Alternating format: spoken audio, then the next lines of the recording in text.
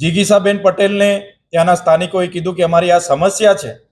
જિગીસાબેન પટેલે ત્યાંના કોર્પોરેટરને ફોન કર્યા કે આ પ્રકારની તમારા વોર્ડમાં સમસ્યા છે અને આપણે જઈને એનું સમાધાન કરી આવીએ, તમે પણ આવજો.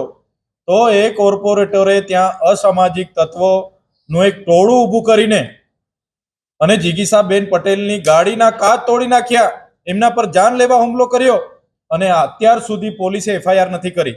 જિગીસાબેન સારવાર હેઠળ છે તો પોલીસ કોની રાહ જુએ છે?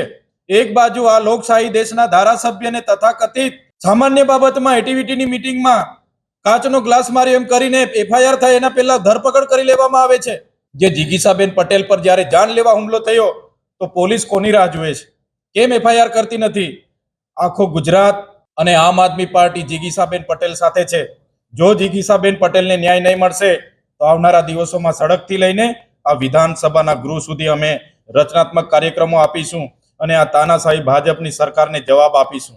જિગીસાબેન પટેલ ઉપર જે હુમલો થયો છે એ અંગે જે નિવેદન આપેલું છે, ત્યારે આપ સૌ મિત્રોને, ગુજરાતની જનતાને જણાવવાનું કે 24 તારીખના રોજ જે જિગીસાબેન ઉપર હુમલો થયો હતો, એમને સારવાર માટે ગોંડલ હોસ્પિટલ લઈ ગયા અને ત્યાંથી એમને વધુ સારવાર માટે રાજકોટ રિફર કરાવાયા.